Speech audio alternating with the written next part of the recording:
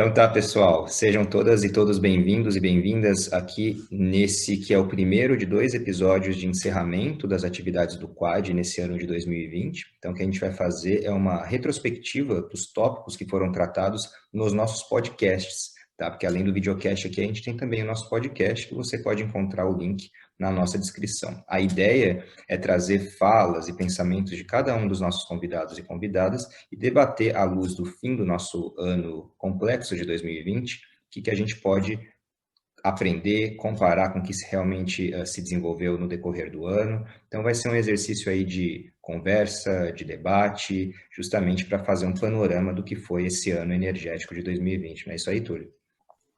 É isso mesmo. O que a gente vai fazer agora é justamente um apanhado, né?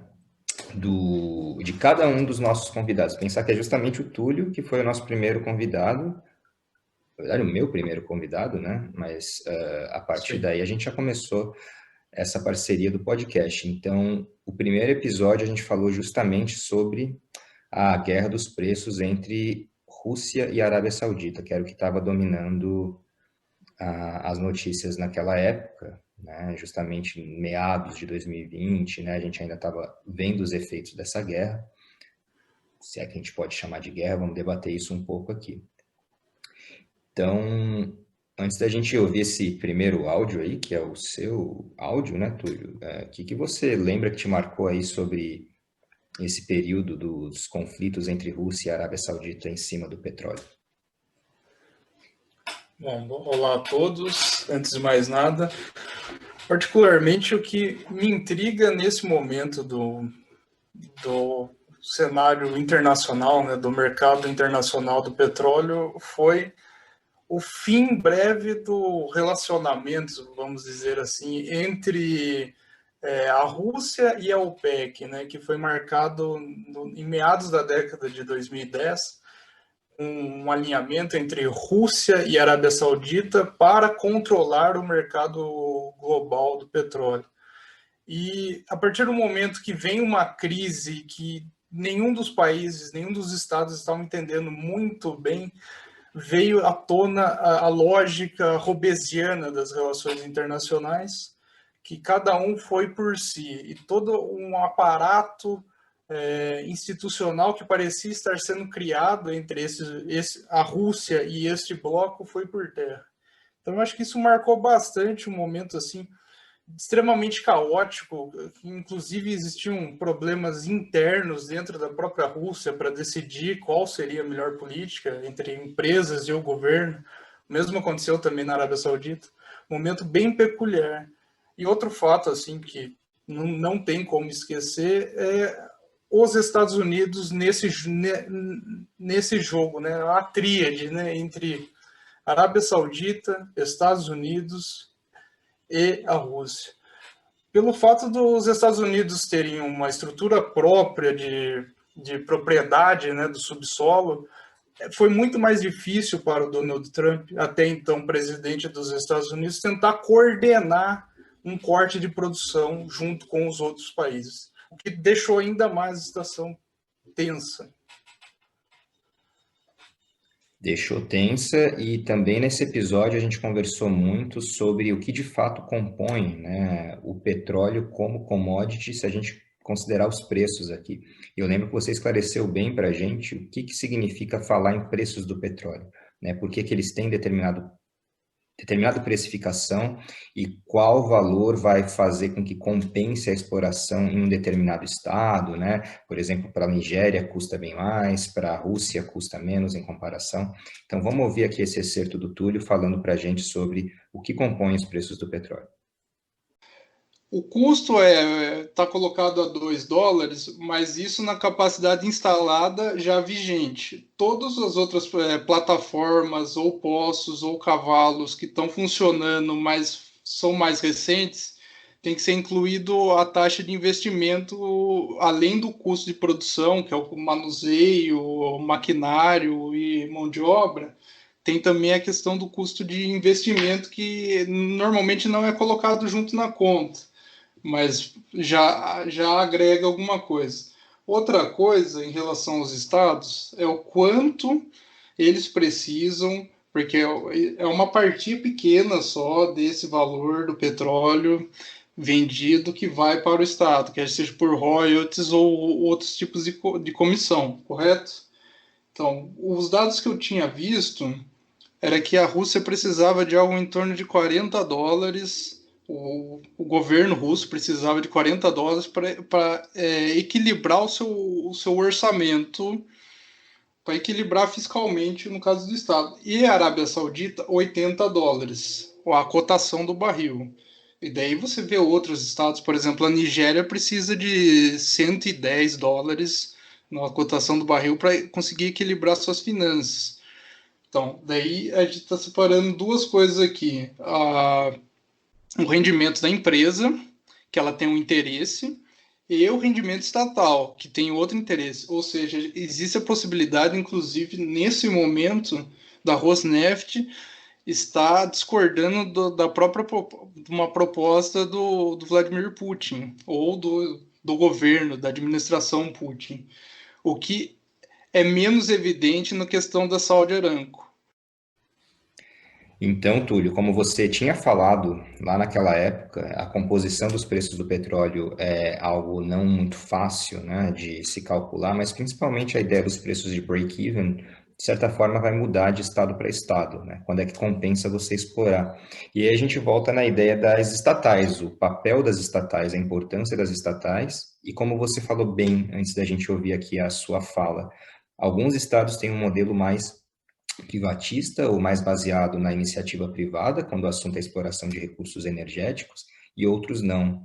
Você acha que essa diferença da maneira como se vê a exploração em relação a um monopólio do Estado, ou preferencialmente pelo Estado, quando você tem a iniciativa privada como principal ator, isso resulta em muita diferença na maneira como a energia é desenvolvida nesse Estado, como que o Estado enxerga o próprio petróleo, por exemplo? É uma questão bem complexa, né? Mas eu acho que há questões importantes a serem destacadas dentro disso. Por exemplo, se a gente considerar o caso dos Estados Unidos, que eu já tinha mencionado, que é o xisto, né? Eu acredito que o fato da própria estrutura, como é organizada dentro dos Estados Unidos, com essa lógica mais privatista, né, liberal, com até o próprio subsolo sendo de posse da empresa por si, muda totalmente até a possibilidade desse evento que foi a Revolução do Xisto, né, que foi a expansão gigantesca na produção dos Estados Unidos, por causa dessa natureza, porque é algo muito, muito sui generis dos Estados Unidos nesse caso, né? A questão da formação do solo, o modo como é extraído, que ele é extremamente descentralizado, não necessita de grandes investimentos, grandes infraestruturas, grandes estruturas para serem feitas isso. Então, é tão complexa essa questão que a própria estrutura geológica pode ser melhor para um determinado modelo, em uma determinada situação e período histórico, como o lado das estatais pode ser muito bom para empreendimentos que requerem investimentos mais concentrados, por exemplo, como o caso do pré-sal, que por muito tempo foi visto como um empreendimento não rentável, extremamente complexo, e por causa dessa intervenção estatal, houve como que eu posso dizer,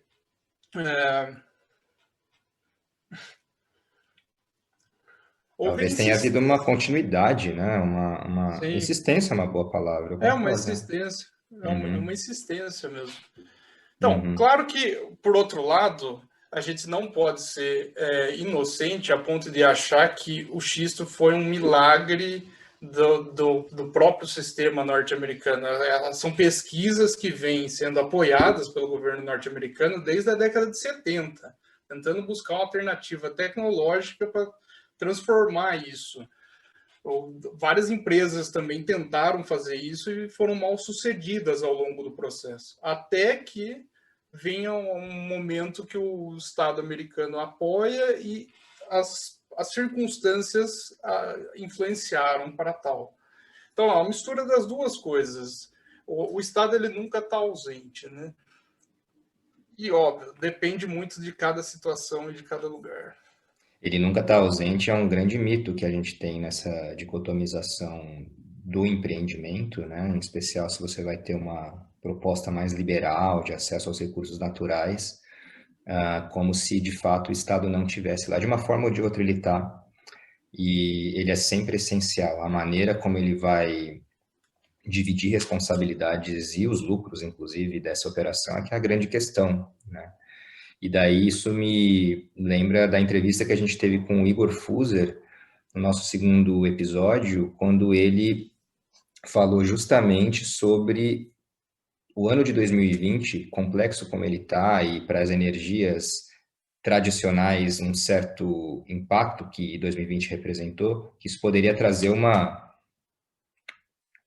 derrocada, talvez seja uma palavra muito forte, mas um grande baque para a indústria dos hidrocarbonetos, né? Carvão mineral, gás natural e petróleo, e que talvez isso desse um impulso para as energias renováveis, que foi algo que a gente ouviu bastante de outros entrevistados, mas a primeira pessoa de fato a citar isso foi o Igor Fuser, e eu acho interessante a gente ouvir de novo esse trecho aí do que ele falou para comentar em cima.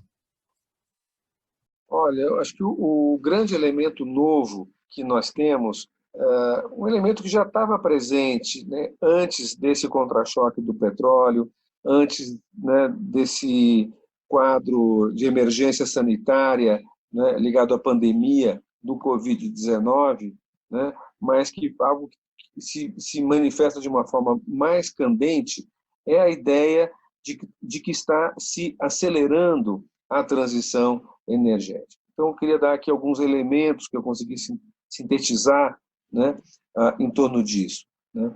Quais são, né, vários fatores, né, que favorecem muito a ideia do fim da era do petróleo e do início da transição energética, né, de uma forma mais efetiva no atual momento.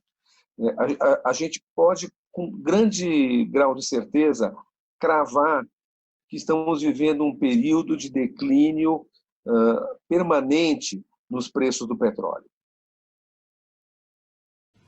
Então, o que a gente ouve na fala do Igor, né, Túlio, é esse pensamento aí que se fortaleceu em 2020 de que ia haver uma aceleração da transição energética, o que de fato, pelo menos no debate energético, a gente observou, né?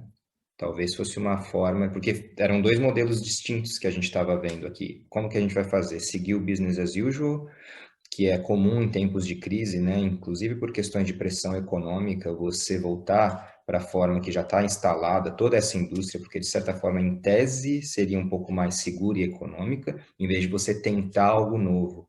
Mas o mais interessante das energias renováveis é que chamar essas energias de formas novas de energia também é um pouco exagerado, né? Porque já faz bastante tempo que elas estão aí. Não somente as energias renováveis em comparação com os hidrocarbonetos, né? Você tem um histórico aqui de solidificação da presença delas. Então já existe também muito ganho de escala e muito conhecimento em cima dessas formas de trazer energia renovável, seja eólica, solar, né, de marés. Então, também, talvez seja um debate falso isso falar, que seria um modelo ou outro. Como que você enxerga isso? Eu fico pensando que, às vezes, esses debates que a gente tem em energia são meio cansativos entre o modelo tradicional, como se fosse só dois, né? Mas o modelo tradicional e o modelo renovável é como meio falso, né? Meio exagerado e simplista demais. Meio complicado, né? Por um lado, eu vejo o Igor como a tendência, além de tudo, ele dispensa comentário, né? O Igor Fuser, né? Um dos precursores, né? Da temática da geopolítica da energia no Brasil. Uma autoridade, com certeza. Mas como o método dele ele é muito historiográfico e considerando que a história ela é ampla, o novo pode parecer novo para ele, mas não ser tão novo assim, de fato, entendeu? Em termos históricos, obviamente. Mas se também a gente pensar em termos históricos, a energia eólica é usada desde do século X, ou até um pouco antes, eu não sei exatamente para precisar as datas. Eu acho que dentro desse tema hoje, principalmente na questão das prospecções, assim, pensando se agora vai acelerar ou não o processo de transição energética, para além dessa dualidade em si, eu ainda sigo um pouco cético, porque a pergunta deveria ser para quem? Entende, Flávio? Para a Europa, provavelmente sim. Para o norte, provavelmente sim.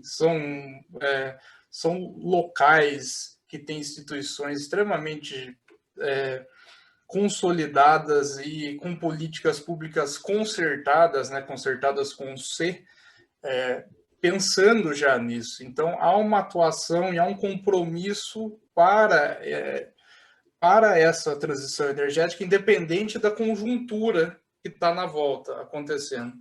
Eu fico um pouco cético porque eu penso no impacto econômico global, para o sul global ou para os países não desenvolvidos, o quão complexo é numa situação que as economias estão extremamente fragilizadas, as commodities dos quais muitos deles são dependentes, vai estar disponíveis a preços mais baratos, tanto para consumo interno quanto para a venda. Então, é muito difícil, porque as assimetrias da economia global, elas, ao meu ver, parece que elas podem ter aumentado, o que pode complicar, inclusive num eventual projeto para importações, enfim.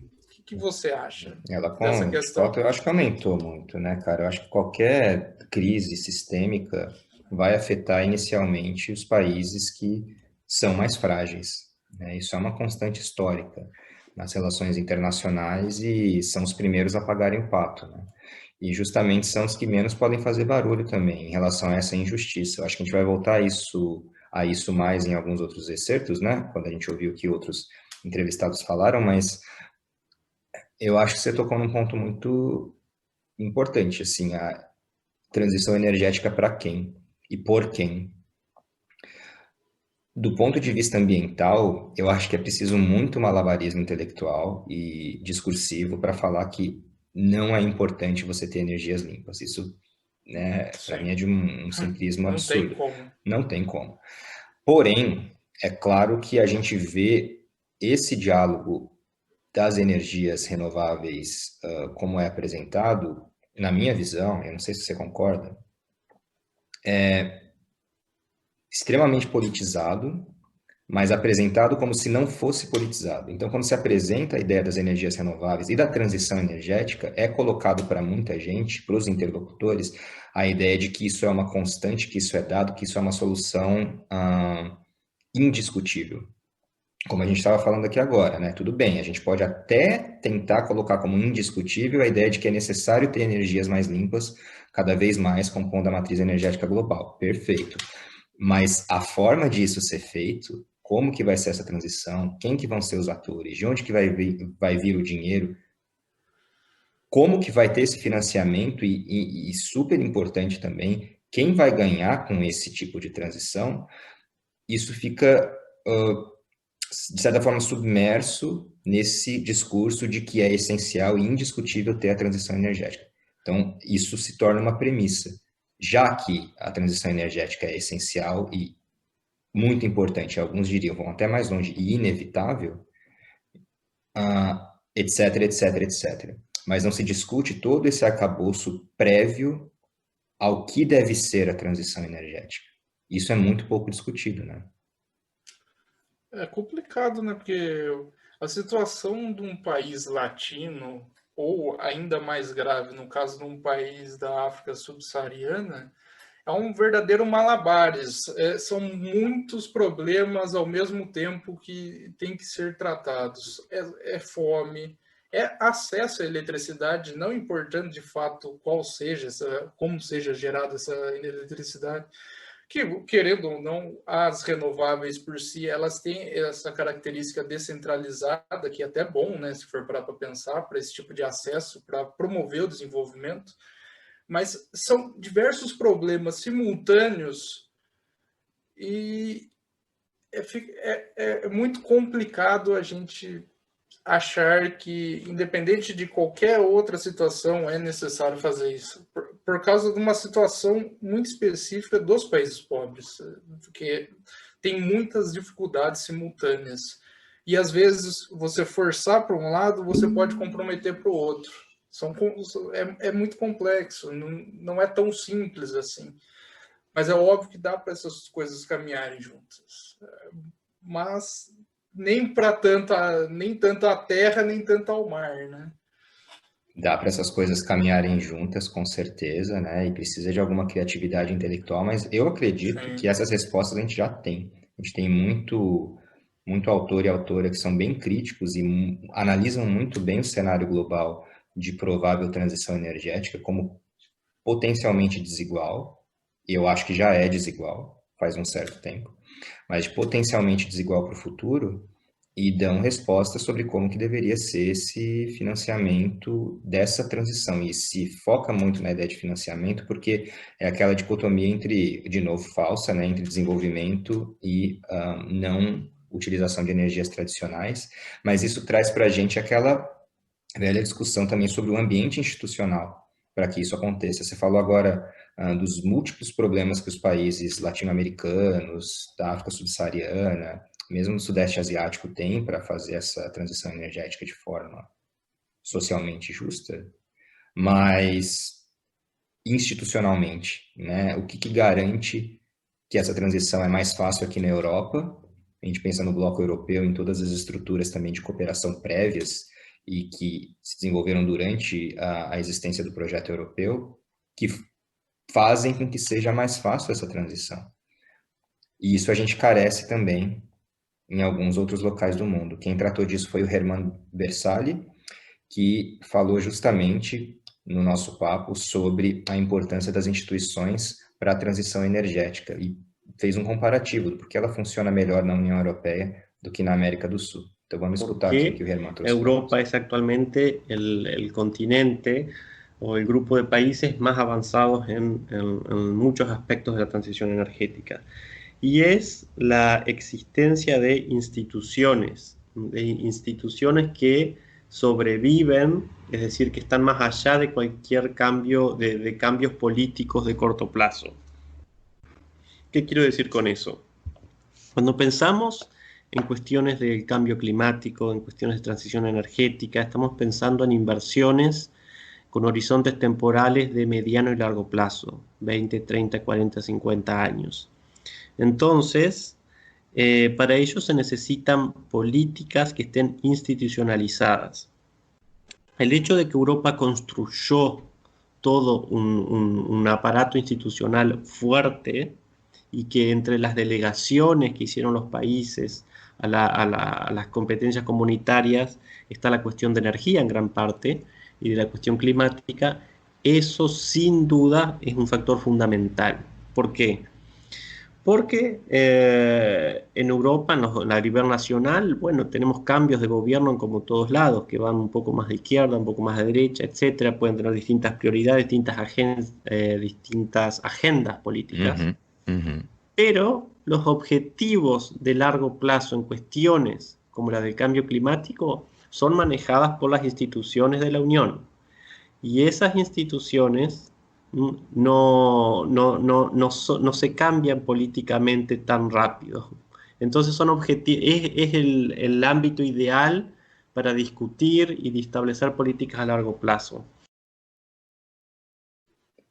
Então, Túlio, como a gente ouviu aí o Herman falando, além de você ter um arcabouço institucional mais amplo, eu tento evitar mais desenvolvido, porque eu também acho que pode ser carregado esse termo, mas mais amplo, né, no que se refere à transição energética aqui na Europa, por exemplo, fica mais fácil. Consolidado é uma ótima palavra. Fica mais fácil tocar, né, esses projetos, porque você vai ter uma série de previsões e de fluxos que são antevistos, né? Mas uma outra coisa interessante que o Herman falou que me chamou a atenção, para nós, na América Latina, ou em países em desenvolvimento ou subdesenvolvidos, é a maior dificuldade de se ter um planejamento de longo prazo, né? Ou seja, vamos traduzir isso em políticas de Estado e não de governo, se a gente está falando de estados que têm uma mudança constante de governo, em especial através da troca da liderança, para nós é mais difícil, né? E a inexistência dessa perspectiva de longo prazo, dessa política de Estado, dificulta muito também, né, a própria transição energética.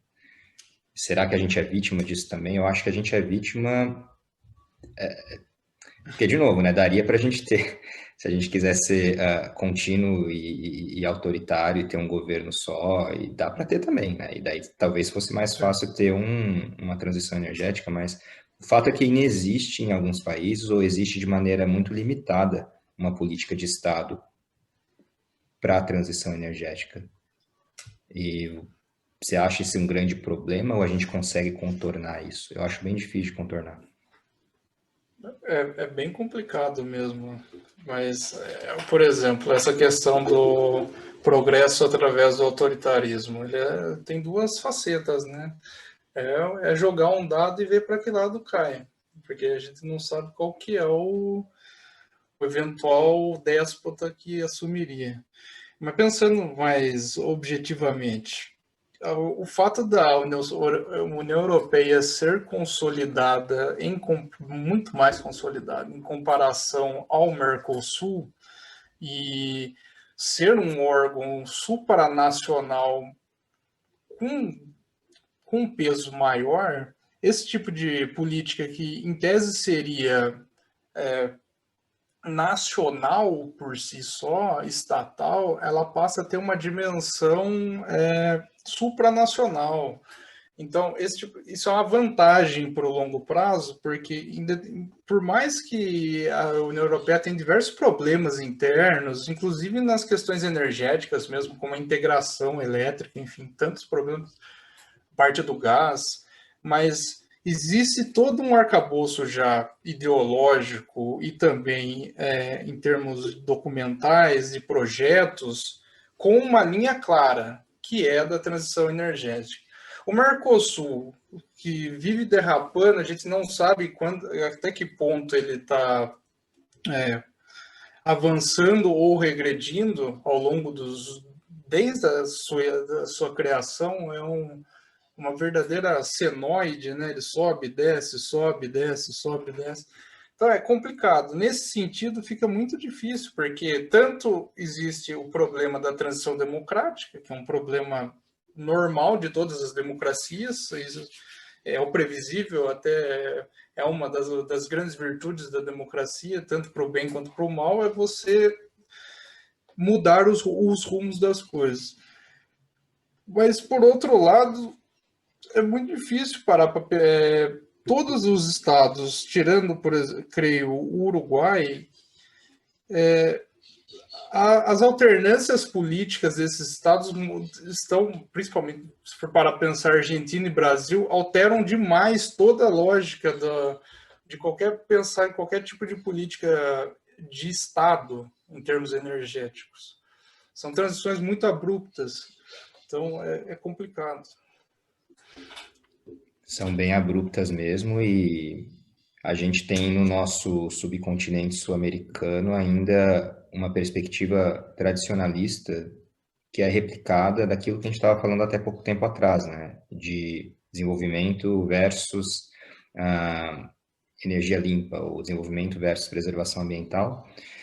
Inclusive, quando a gente recebeu o professor José Goldenberg, né, um dos grandes nomes aqui da energia no Brasil, para o nosso episódio de podcast, ele justamente falou desse engodo que é pensar em larga utilização de energia e desenvolvimento, que eu acho que, de certa forma, ainda é feito esse cálculo, né? Mas, em cima do que ele falou, dá para a gente discutir também bastante esses pontos que você mencionou sobre dificuldades de um estado, de uma região, tocarem políticas públicas, em especial a transição energética. Então, vamos ouvir aqui o que o professor José Goldenberg falou, e a gente fala um pouco sobre esses pensamentos dele.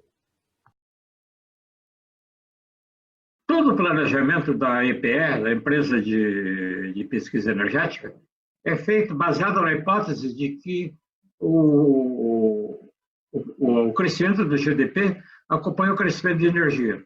Quer dizer, eles admitem que existe uma relação linear, ou praticamente linear, entre os dois, o que simplesmente não é verdade nos outros países. Quer dizer, a dependência, a correlação entre energia e GDP, ela já foi decoupled, a palavra é desacoplada, né? Há muito tempo. A gente olha esses dados aí para a Europa, qualquer país da Europa, é uma coisa evidente.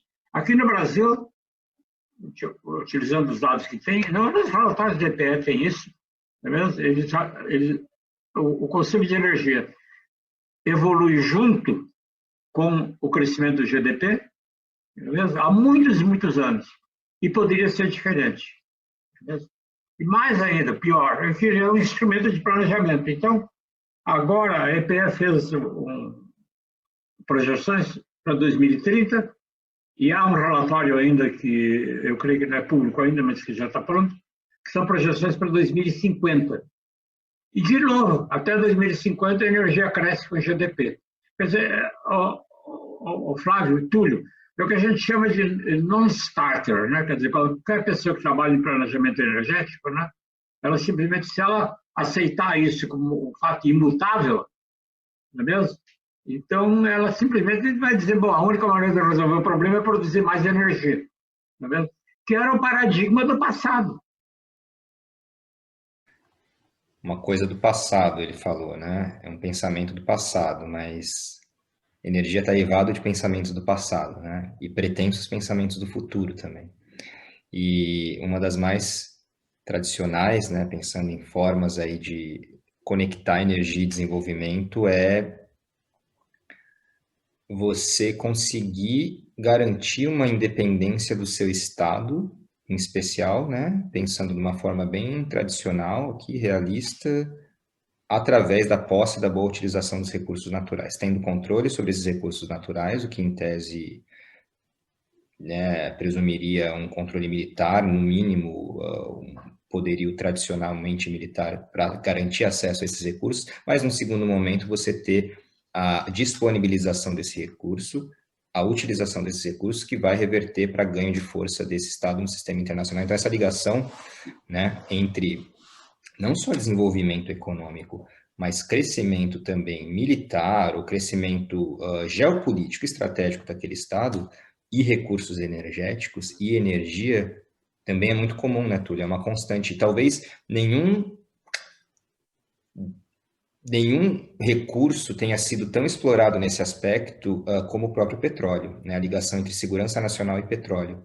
E é interessante ver como que talvez as energias renováveis invertam um pouco essa lógica, né, e o impacto sistêmico que isso pode ter. Mas se a gente volta aqui, petróleo e segurança nacional, independência de um Estado, independência energética, através do petróleo e status internacional, você ainda acha que é muito forte isso, cara? Eu ainda acho que, talvez não tão forte quanto antes, mas ainda se mantém essa ideia da posse dos recursos naturais, energéticos em especial, né, o que vão se traduzir numa produção energética, como o petróleo, como carvão e, em algum grau, como gás mineral, e a força desse Estado no cenário internacional.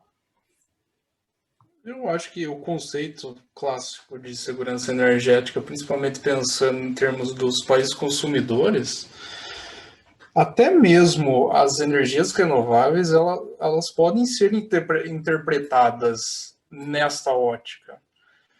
Pensando, por exemplo, no posicionamento geopolítico e geoestratégico da Europa e das suas dependências como um todo, né? Questão, por exemplo, do petróleo fornecido da Rússia, mas também do Oriente Médio. De um lado, uma região extremamente instável, e do outro, um país que flerta entre rival, parceiro, que é um grande mistério conforme passam os anos. Então é extremamente complicado. E você pensando de forma realista, nesse caso, você garantir a sua autossuficiência em termos de energia renovável, que é algo não necessariamente possível em termos de 100%, você atenua essas dependências. Então, não necessariamente anula uma coisa, mas uma questão que eu acho que é pontual. É importante destacar o porquê do peso do petróleo, nesse sentido do hard power, que é tão simples, mas às vezes a gente não para pensar, que é o que move a maioria dos tanques de guerra, navios, enfim. E pode ser que a energia solar ela passe a ter uma relevância maior até nesse sentido militar, conforme, por exemplo, uma aeronave não tripulada consiga ficar no ar por causa dessa geração, enfim, esse tipo de situação pode vir a ocorrer de forma tranquila no futuro. Então, existe esse lado, sem dúvida. Outra coisa que é importante pensar nessa questão do lado velho é dessa relação de desenvolvimento e consumo energético, é como que o capitalismo mudou, né, ao longo do século XX para cá, o que é os grandes produtos de valor agregado e os grandes serviços hoje gastam muito menos energia como um todo, eletricidade como um todo, que, por exemplo, indústrias que hoje são de segundo escalão do capitalismo como um todo, produzir alumínio, por exemplo. Então, é bem interessante pensar por esse lado.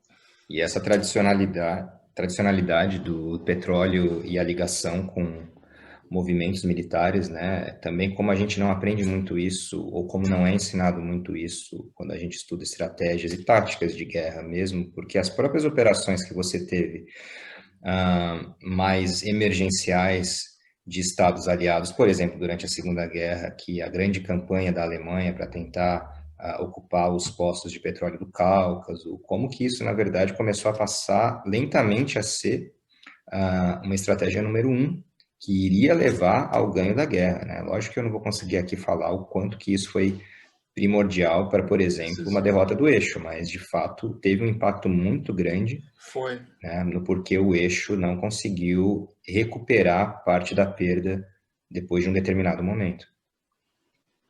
Acho que no livro do Daniel Yergin, o famoso, né, do petróleo, ele afirma que de cada 4 barris de petróleo produzidos no fervilhão da guerra, 3 foram produzidos dentro dos Estados Unidos. Daí você entende a dualidade, né? De um lado, o eixo, por exemplo, extremamente privado desse tipo de recurso, e os Estados Unidos apoiando, inclusive a União Soviética, fornecendo combustível, né? Isso tudo tem, lógico, impacto, como você bem disse. Um grande impacto, né? E quer essa dependência desses tipos de recursos se mantenham no mesmo nível ou não, ele ainda é o principal combustível. A gente não pode esquecer isso, né? Que move o mundo. E num momento de emergência securitária é o primeiro combustível que todo mundo quer ter, né? Ninguém quer brincar com tentativas nessa hora, mas também existe o perigo de achar que sempre a gente está vivendo na emergencialidade, né? E não podemos fazer essa mudança, essa transição. E pensando nessa transição novamente, quando a gente recebeu o professor Flávio Rocha, no nosso 5º episódio, ele fala especificamente, né, em um momento, sobre como que o Brasil pode estar perdendo o que ele chama do bonde da história, a famosa perda do bonde da história em relação à transição energética. Que aí pensar também no nível possivelmente e potencialmente desigual dessa transição energética, em quem que vai capitanear e como que os estados mais pobres vão ficar nesse processo, né? E o Brasil, pro professor Flávio Rocha, fica justamente no momento atual à mercê de determinados processos de desenvolvimento. Então vamos ouvir um pouco o trecho aqui e pensar um pouco no que o professor falou. Mas, se a gente tiver uma continuação desse governo, eu não vejo o Brasil exercendo nenhum papel de liderança, de proeminência. Nós vamos, infelizmente, estar exercendo um papel muito supérfluo, muito subalterno, justamente num momento onde o sistema internacional está fazendo uma transição. Você falou em transição energética, nós estamos tendo uma transição estratégica. A gente teve nos últimos,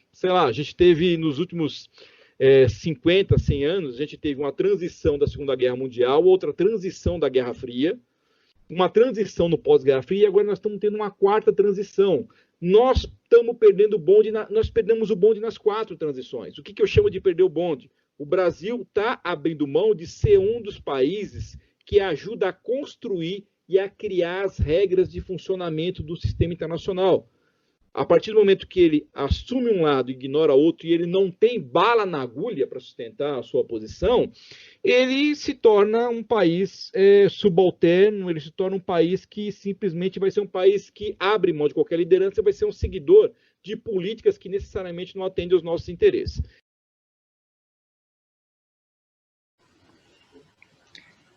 Então, Túlio, o que a gente percebe é que o Flávio Rocha fala bem desse papel tradicional subalterno que o Brasil tem, que não se resume somente à energia. Então, na energia e na transição energética isso também pode ficar bastante patente.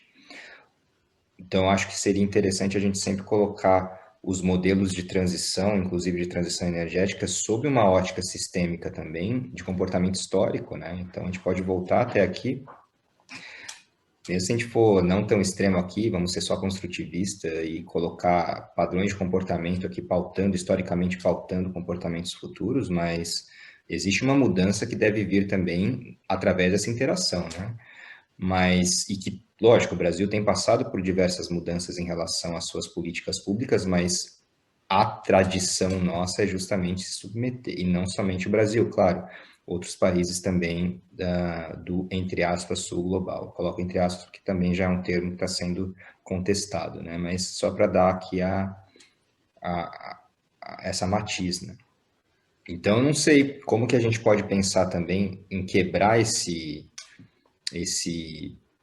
essa forma, né? Justamente num momento de crise sistêmica muito grande e imprevisível em relação aos caminhos que devem ser tomados, né? Sanitário, como é que a gente vai conseguir sair dessa pandemia de maneira também justa e economicamente viável para os países subdesenvolvidos em desenvolvimento, e de novo a tendência, através da inércia, é o Brasil continuar na rabeira, né? É difícil mesmo. Eu gostei bastante dessa fala do Flávio quando teve o episódio, porque me fez refletir bastante, principalmente em termos históricos, assim, analisando um pouco nossa política externa, que os momentos que a gente teve maior autonomia, no caso, a gente tentou ser um player independente, tentando jogar com mais de um lado da coisa, dentro do cenário internacional, por exemplo, a diplomacia pendular do Getúlio Vargas, posteriormente,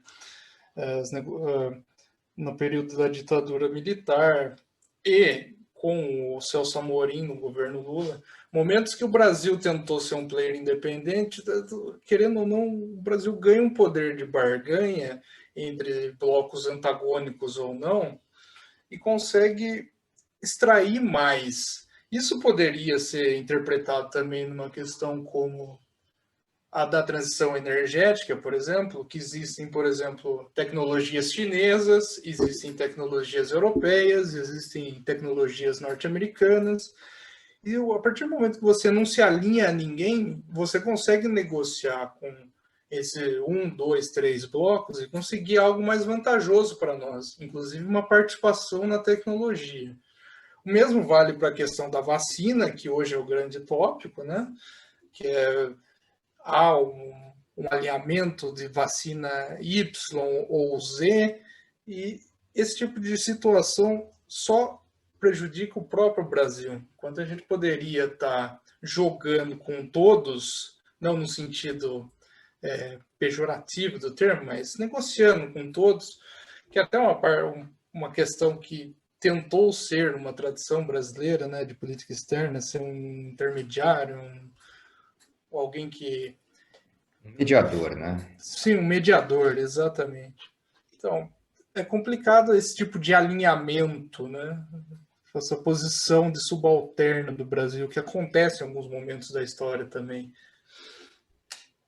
fato acontece e a gente consegue ver os efeitos complexos que isso tem para o posicionamento do Brasil como um player latino-americano, mas também estados que conseguiram, além do Brasil, um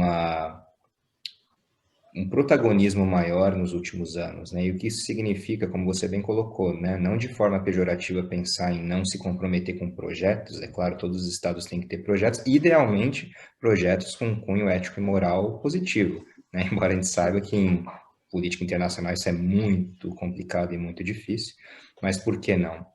Agora, isso também pressupõe uma grande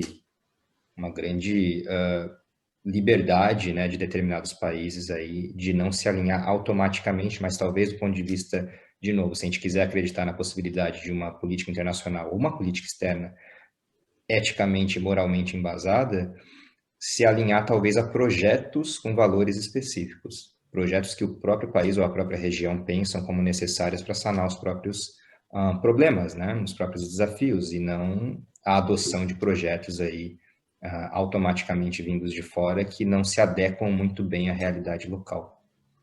E por fim, a gente pode justamente pegar, já que a gente está falando de realidades locais, uma entrevista que a gente fez com a Natália Realpe, que trabalhou muito com energia e acesso à eletricidade em regiões do globo que são privadas desse direito que deve ser considerado, na minha visão, e eu acredito na sua também, um direito humano básico, que é o acesso à eletricidade.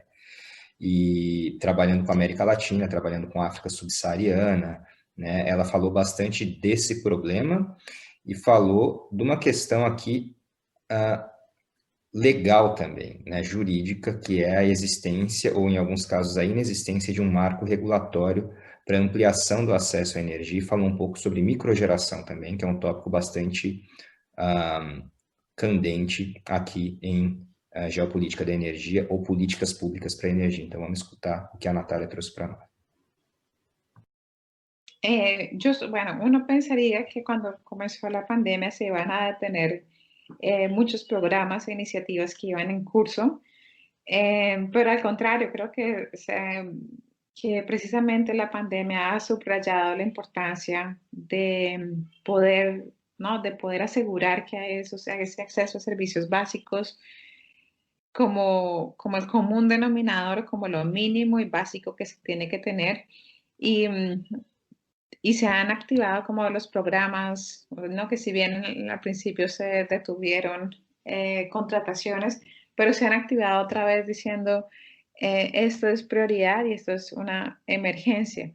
Lo que todavía está es un reto, es decidir, o no decidir, pero que haya claridad en cómo se deben aprovechar los recursos renovables y que haya ese marco regulatorio, que para el marco regulatorio se necesita la voluntad del gobierno y de diferentes entidades para decir si es bajo este marco regulatorio o estos decretos vamos a permitir, ¿no? Establecer microredes o permitir compartir energía entre hogares o poder vender la energía, ¿no? Extra producida por los sistemas solares de nuevo a la red, poder definir como todos estos lineamientos y que no sean soluciones uno a uno dependiendo de dónde, sino decir a gran escala, estos son y así va a funcionar en nuestro país. Eso todavía falta y todavía hay mucho camino por recorrer.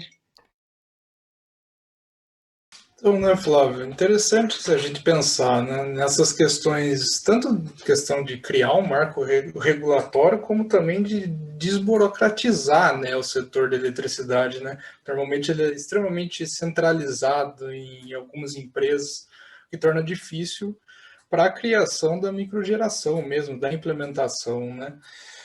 E eu acredito que, diferentemente, se a gente for parar para pensar em grandes infraestruturas, como energia nuclear, usina de gás natural, que tem esse aspecto top-down, centralizador, de grandes investimentos, as renováveis, principalmente os painéis solares, né? E em menor escala, as pequenas centrais hidrelétricas, elas tendem a vingar e emplacar, né, num processo de descentralização, de desburocratização, a partir do momento que você deixa mais fácil, né, para um produtor rural, um pequeno produtor rural, por exemplo, pôr uma PCH dentro da sua propriedade ou um painel solar, enfim, fica muito mais prático. E, além de tudo, amplia de forma extremamente significativa o acesso, né? Porque são estruturas que são de fácil instalação e podem vir, então, com o tempo, dependendo, mesmo sendo isolados, a integrarem na rede. Então, acho que é algo bem interessante mesmo, que precisa ser pensado, tanto para a questão do desenvolvimento humano, como também para a transição energética, pensando de uma forma mais macro, né? Exato, porque daí a gente volta na questão sobre quem que vai capitanear também dentro dos estados essa transição energética e o quão mais fácil poderia ser do ponto de vista de democratização e acesso à energia você ter isso sendo pulverizado, né? Não num mau sentido, mas num sentido orgânico até, porque esse ponto de acesso à eletricidade como um direito fundamental pode parecer novo, né, para muita gente, mas isso já está em vários textos aqui que embasam políticas públicas mínimas dos estados, né? Então, de novo, o que seria a vida sem o acesso à eletricidade? Nós não conseguimos nem imaginar, mas é a existência diária, se eu não me engano, de 1 bilhão de pessoas, se não me falha aqui a memória, os últimos dados que eu fiz, de energia elétrica confiável, constante, né? Muita gente no mundo ainda não tem essa segurança. Mas é isso aí, Túlio. Então, a gente fez esse apanhadão aqui desses primeiros convidados e convidadas do nosso podcast. E a gente vai voltar no próximo episódio aqui falando sobre o nosso segundo grupo de convidados para fazer esse apanhado geral. É isso aí? É isso aí. Muito bom. Vamos lá. Beleza, galera. Então, nos vemos daqui a pouco, tá? E vocês aguardem aí as nossas novas gravações. Um abração. Tchau, tchau.